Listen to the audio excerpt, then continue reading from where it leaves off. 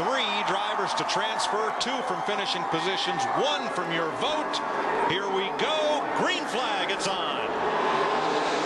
Carl Edwards got a great jump on that start, and Juan Pablo Montoya looking down underneath Dave Blaney as they go into turn 1 and made the pass.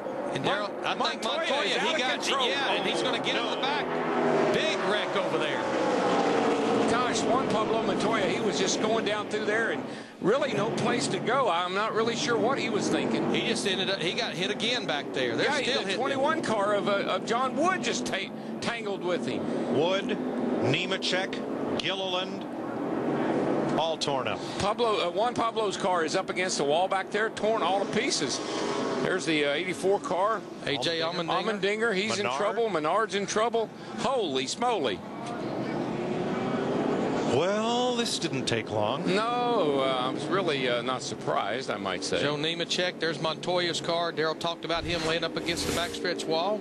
Watch the 42 starting 3rd row inside. First he makes the move on the 22 of Blaney. Forces his way under Blaney, and that's okay, but he goes so much speed into turn 1, gets a little on the apron, and the car just wobbles loose with him, clips the back of David Gilliland, and from there on it's on. And Darrell, you've got a hard tire. They're cold. The air pressures are down. There just probably was no way that car was going to stick down there. We've seen this in qualifying. We've seen it in practice. Gosh, Wood. Jon Wood. Poor Jon Wood. Thought he had it cleared, I'm sure. All the drivers are okay. Gilliland's gone to the garage. Right there, you can see Juan. Look at his hands in there. He's trying to catch the car. It's going up the track. Makes just a little bit of contact with David Gilliland, and when he does, that spins Gilliland around, and they're going to meet each other face to face.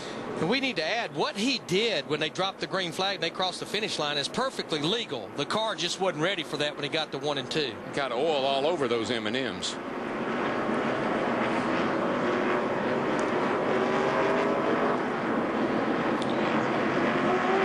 There's Joe. I mean, he's just trying to slip through.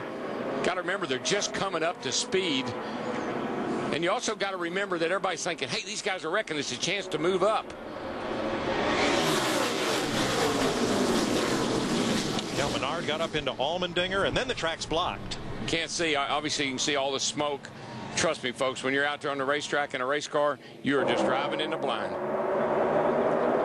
Clean pass to this point by Montoya. I think he got the tires down on the apron a little bit. He was forced low by the pass he put on the 22 car, and that got him sideways, kind of going up the hill. And he gets to 13, and then he gets to 21, and then Juan got several of them.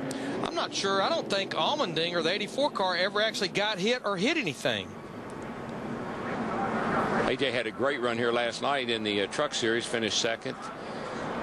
Boy, look at Mike Bliss there in the 49 car just sneaking through.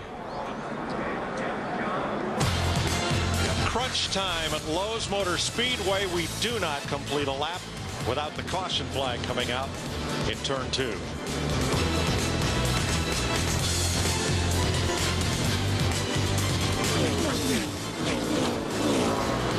Stops under this caution. Maybe a special rule for this race ought to be single file starts. Yeah, not just restarts. Yeah, Mike, we had a lot of guys at the back of the pack that had no damage, but I think a lot like McMurray, they feared they ran over some debris and decided to play it safe and come to pit road, change 4 tires. There's McMurray. A big hello to all of you watching the Nextel Open in Times Square. We're up on the 30 by 40 foot news screen in Times Square, where you're about to hear from Juan Pablo Montoya. Here's Dick Berggren. Well, Juan Pablo Montoya was certainly on the gas. We're going to let you watch in our monitor up here and tell us what happened. Talk us through it. It's very simple. I had a really good start. Went inside of Blaney, and I went into turn 1. It was good. As soon as I went to pick up the gas, just stepped out. You see, I just got a little loose, and I just touched the 38. I slowed down when he hit the wall, but I just went in front of him, and then somebody, just 2 or 3 cars just came straight into me. So many people thought you were going to be in victory lane tonight. Yeah. Maybe next week. We try. Yep. Next week, 600 miles. The Coke 600. You'll see it live on Fox as the ex-IndyCar and Formula One star is done for the night.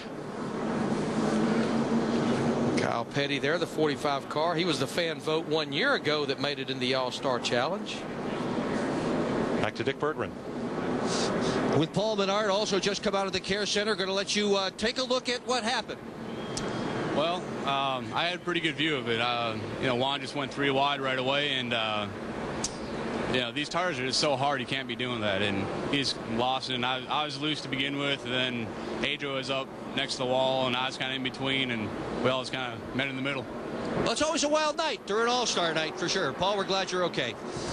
But I think the key there is these tires take a couple of laps. Got to get a little heat in them before they really start to hook up. So you really got to be cautious on these starts and restarts.